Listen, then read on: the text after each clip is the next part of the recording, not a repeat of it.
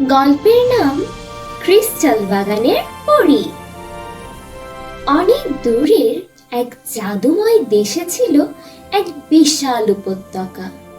চারিদিকে উঁচু নীল পাহাড়, পাহাড়ের গা বেয়ে নামা সাদা কুয়াশা, আর মাঝখান দিয়ে বয়ে চলেছে স্বচ্ছ জলের একটি নদী। নদীর জল এত পরিষ্কার ছিল যে তলার রঙিন পাথরগুলো পর্যন্ত দেখা যেত। সেই উপত্যকায় ছিল 7টি আশ্চর্য বাগান। প্রতিটি বাগান যেন প্রকৃতির এক একটি রঙিন স্বপ্ন।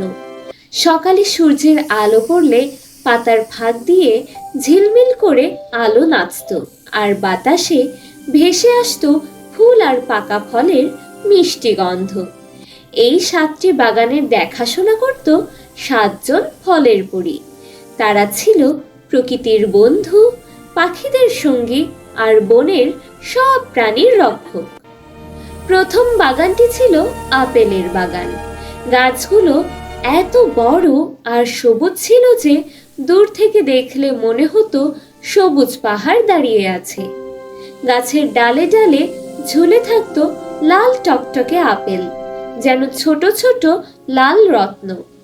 এই বাগানে থাকতো রুবি আপেল পরী। তার ডানা ছিল লাল ঝলমলে, যেন সূর্যের আলোতে জ্বলজ্বল করা রুবি পাথর। যখন ভোরের শিশির পড়তো, রুবি পরী উড়ে উড়ে গাছের পাতায় হাত বুলিয়ে দিত। তখন আপেলগুলো আরো মিষ্টি হয়ে উঠত। পাখিরা তার চারপাশে উড়ত, আর হরিণেরা এসে শান্তভাবে গাছের নিচে আরামে বসে থাকত। দ্বিতীয় বাগানটি ছিল আমের বাগান। গ্রীষ্মের দুপুরে এই বাগানে ঢুকলে মনে হতো সোনালি আলোয় ভরা এক বিশাল রাজ্য। গাছের ডালে ডালে ঝুলে থাকতো পাকা হলুদ আম। এই বাগানের রক্ষক ছিল আম পরী। তার পোশাক ছিল সোনালি রঙের, আর তার হাসি ছিল সূর্যের মতো উজ্জ্বল। সে যখন উড়ে বেড়াতো, তখন বাতাসে ভেসে আসতো পাকা আমের মিষ্টি গন্ধ। ছোট ছোট বানর আর কাঠবিড়ালিরা তার কাছ থেকে আম পেয়ে খুব খুশি হতো।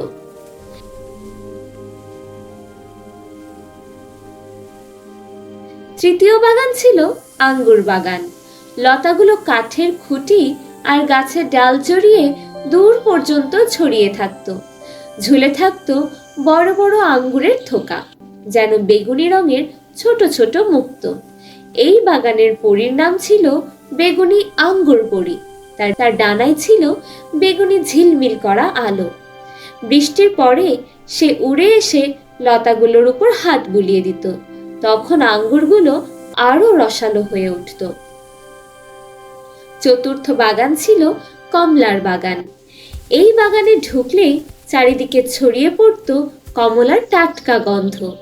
এই বাগানের পরীর নাম ছিল সূর্য কমলা পরী। তার চুল ছিল কমলার মতো উজ্জ্বল, আর ডানা ছিল সোনালি কমলা আলোয় ভরা। সে যখন হাসতো, তখন মনে হতো যেন সকালের সূর্য উঠেছে।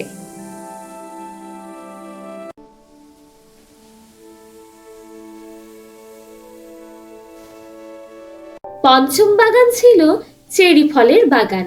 গাছগুলো খুব সুন্দর ছিল। ফুল ফোটার মৌসুমে চেরি ফুলের সুন্দর মিষ্টি ঘ্রাণে পুরো বাগান মৌ মৌ করত। আর চেরি ফলগুলো দেখতে ছিল ছোট ছোট লাল মণির মতো। এই বাগানের পরীর নাম ছিল রত্ন চেরি পরী। তার মুকুটে লাল রত্ন ঝলমল করত।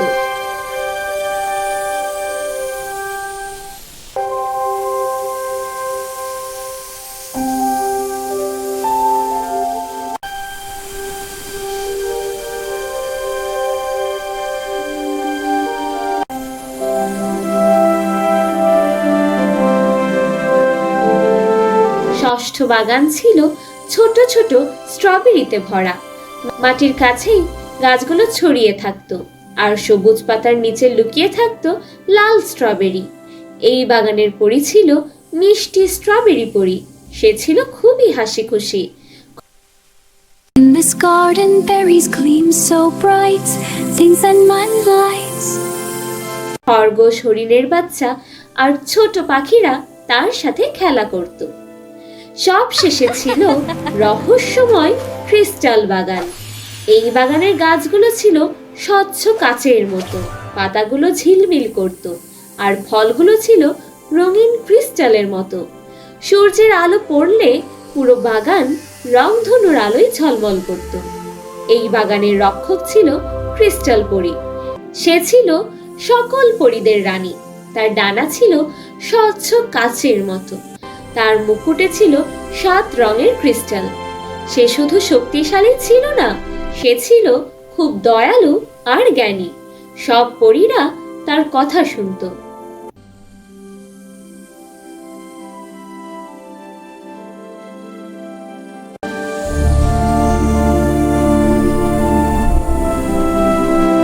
পরীদের রাজ্য ছিল শান্তি, আনন্দ আর ভালোবাসা।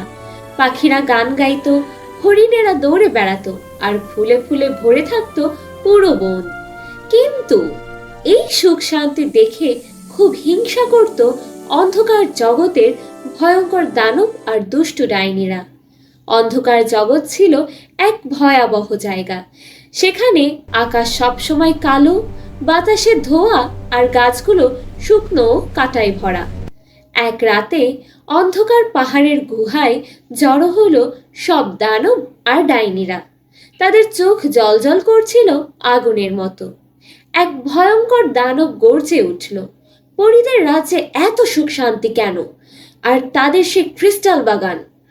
এক দুষ্ট ডাইনি ফিসফিস করে বলল, ও হ্যাঁ, ক্রিস্টাল বাগানই তাদের সকল শক্তির আসল উৎস। যদি আমরা ওই বাগান দখল করতে পারি তাহলে আমরা অপরিসীম ধন সম্পদের মালিক হতে পারবো। সব দানব আর ডাইনিরা তখন ভয়ঙ্কর হাসিতে ফেটে পড়ল।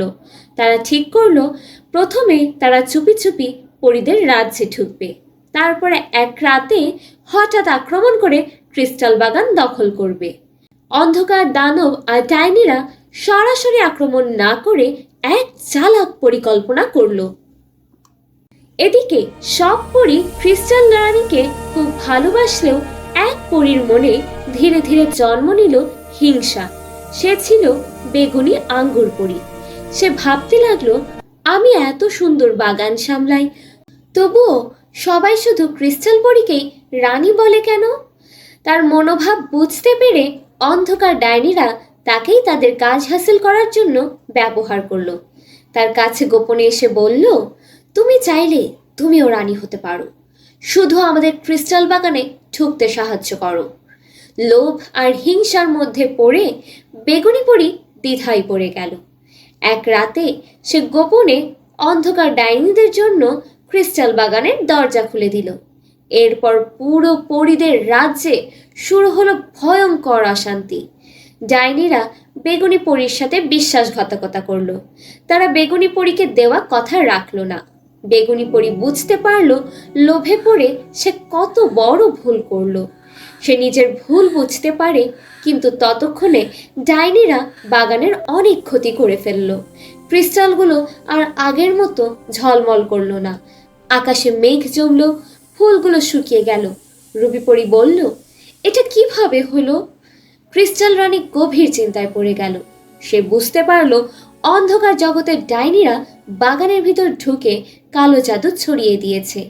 এই জাদু যদি পুরো ক্রিস্টাল বাগানকে ঢেকে ফেলে তাহলে পরীদের রাজ্যের সব জাদু হারিয়ে যাবে।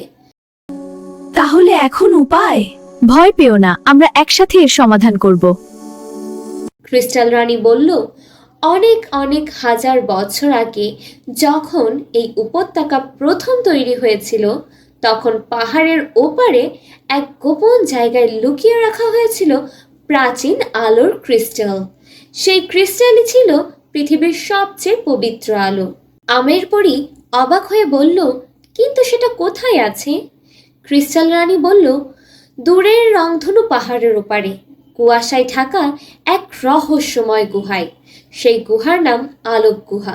বেগুনি আঙ্গুর পরি একটু ভয় পেয়ে বলল, শুনেছি সেখানে যেতে হলে নাকি 3টি পরীক্ষা দিতে হয়। ক্রিস্টাল রানী মাথা নেড়ে বলল, হ্যাঁ, প্রথমে আছে এক অদ্ভুত বন, তারপর আছে ঘুমন্ত নদী, আর সবশেষে প্রতিধ্বনি পাহাড়। এই 3টে পথ পার হলেই আলোক গুহা। সব পরি বলল, আমরা আমাদের রাজ্যকে রক্ষা করতে সবাই একসাথে সেখানে যাব। পরদিন ভোরে 7 পরি তাদের যাত্রা শুরু করলো। সূর্যের আলো পাহাড়ের গায়ে পড়ে ঝিলমিল করছিল, বাতাসে ভেসে আসছিল বুনো ফলের মিষ্টি গন্ধ। তারা উড়ে উড়ে পৌঁছে গেল সেই প্রথম জায়গায়, অদ্ভুত বন। এই বনে সব গাছ খুব পুরনো, বাতাস বইলে পাতাগুলো ফিস ফিস করে কথা বলতো। হঠাৎ বনের ভিতর থেকে এক অদ্ভুত কণ্ঠস্বর ভেসে এলো। সে বলতে লাগলো যে সত্যবাদী নয়, সে এই বন পার হতে পারবে না। বনের জাদু ছিল, যদি কেউ মিথ্যা কথা বলে পথ গোলকধাঁধার মতো হয়ে যায়। সব পরি সত্য কথা বলল, তাই বন নিজে থেকেই তাদের পথ খুলে দিল। এরপর আসলো ঘুমন্ত নদী। তারা পৌঁছে গেল ঘুমন্ত নদীর কাছে। এই নদীর জল ছিল খুব শান্ত, কিন্তু এর জাদু ছিল ভয়ঙ্কর। যে এই নদীর ধারে বেশি সময় থাকতো সে গভীর ঘুমে তলিয়ে যেত। মিষ্টি স্ট্রবেরি পরি প্রায় ঘুমিয়েই পড়েছিল। তখন রুবি পরি তাকে জাগিয়ে বলল, না, আমাদের ঘুমালে চলবে না। সব পরি হাত ধরে দ্রুত নদী পার হয়ে গেল। এরপর এলো প্রতিধ্বনি পাহাড়। তারা শেষে পৌঁছালো সেই প্রতিধ্বনি পাহাড়ে। এখানে যে কথা বলা হয় তা প্রতিধ্বনি অনেকবার ফিরে আসে। এই পাহাড়ের জাদু ছিল, যদি কারো মনে ভয় থাকে সেই ভয়ই প্রতিধ্বনির মতো বড় হয়ে ফিরে আসে। কিছুক্ষণ পর সত্যিই তারা কিছু অদ্ভুত শব্দ শুনতে পেল, কিন্তু ক্রিস্টাল রানী বলল, এগুলো শুধু আমাদের ভয় দেখানোর জন্য। ভয়কে জয় করলেই আমরা পার হতে পারবো। সব পরি সাহস করে সামনে এগিয়ে গেল। আর তখনই পাহাড়ের পাথর সরে গিয়ে খুলে গেল এক বিশাল দরজা। গুহার ভিতর ছিল অদ্ভুত আলো। গুহার মাঝখানে এক পাথরের স্তম্ভের উপর রাখা ছিল প্রাচীন আলোর ক্রিস্টাল। ক্রিস্টাল ছিল স্বচ্ছ, কিন্তু তার ভেতর দিয়ে 7 রঙের আলো ঘুরে বেড়াচ্ছিল। 7 পরি একসাথে তাদের জাদু ব্যবহার করলো। রুবি পরি দিল শক্তি, আম পরি দিল সূর্যের আলো, বেগুনি পরি ডাকলো বৃষ্টি, কমলা পরি ছড়ালো আলো, চেরি পরি ছড়ালো ফুল, স্ট্রবেরি পরি দিল আনন্দ। সবশেষে ক্রিস্টাল রানী প্রাচীন আলোর ক্রিস্টাল হাতে তুলে নিল। পরীরা ক্রিস্টাল নিয়ে ফিরে এলো তাদের রাজ্যে। ক্রিস্টাল বাগানের মাঝখানে তারা সে প্রাচীন ক্রিস্টাল বসিয়ে দিল। হঠাৎ পুরো বাগান আলোয় ঝলমলিয়ে উঠল। ক্রিস্টাল গাছগুলো আবার ঝলমল করতে লাগলো, ফুল ফুটলো, পাখিরা গান গাইল। পরীদের রাজ্যে আবার ফিরে এলো সুখ আর শান্তি। কিন্তু ক্রিস্টাল রানীর চোখে তখনও একটু দুঃখ ছিল, কারণ সে জানতো এই বিপদের পেছনে একটা বড় কারণ ছিল বেগুনি আঙ্গুর পরীর ভুল সিদ্ধান্ত। সব পরি একসাথে জড়ো হলো ক্রিস্টাল বাগানের মাঝখানে। বাতাসে নীরবতা নেমে এলো। ক্রিস্টাল রানী শান্ত গলায় বলল, বেগুনি পরি, তুমি কি আমাদের সত্যটা বলবে? ধীরে ধীরে সে বলল, আমি আমি ভুল করেছি রানী। অন্ধকার ডাইনিরা আমাকে বলেছিল যদি আমি তাদের সাহায্য করি তাহলে আমাকে রানী বানাবে। আমি হিংসায় অন্ধ হয়ে গিয়েছিলাম। এ কথা শুনে অন্য পরীরা খুব কষ্ট পেল। সে কাঁদতে কাঁদতে বলল, আমি জানি আমি বড় ভুল করেছি। যদি পারো আমাকে ক্ষমা করো, আমি যে কোনো শাস্তি মেনে নেব। কিছুক্ষণ নীরব থাকার পর ক্রিস্টাল রানী বলল, ভুল করলে শাস্তি দরকার, কিন্তু ভুল বুঝে অনুতপ্ত হলে তাকে একটা সুযোগ দেওয়াই যায়। তারপর সে সিদ্ধান্ত নিল, আজ থেকে বেগুনি পরি আর আগের মতো আঙ্গুর বাগানের রক্ষক থাকবে না। সে পাহাড়ের ওপারে দাঁড়িয়ে অন্ধকার জগতের দিকে নজর রাখবে, যাতে আর কখনো দানব বা ডাইনি আমাদের রাজ্যে ঢুকতে না পারে। এই কাজ খুব কঠিন ছিল, কারণ পাহাড়ের ওপারে ছিল একাকী ঠান্ডা আর বিপজ্জনক জায়গা। বছর কেটে গেল। বেগুনিপুরীর রংধনু পাহাড়ের প্রহরী হয়ে সব সময় সতর্ক থাকত। সে আর কখনো ভুল করেনি। একদিন সে অন্ধকার জগতের নতুন এক দানবের আক্রমণ আগেই দেখতে পেয়ে খবর দিল। তার সতর্কতার কারণে পরীরা আবার তাদের রাজ্য রক্ষা করতে পারল। তখন ক্রিস্টাল রানী তাকে ডেকে বলল, আজ তুমি প্রমাণ করেছ যে সত্যিকারের সাহস ভুল না করা নয়, ভুল করার পর নিজেকে বদলে নেওয়া। সেদিন থেকে বেগুনি পরী আবার সকল পরীদের বন্ধু হয়ে উঠল। ক্রিস্টাল বাগান আগের মতো ঝলমল করতে লাগলো, পাখিরা গান গাইতে লাগলো, ফুলগুলো আবার ফুটতে লাগলো, আর 7 পরী শান্তিতে তাদের বাগান দেখাশোনা করতে লাগলো।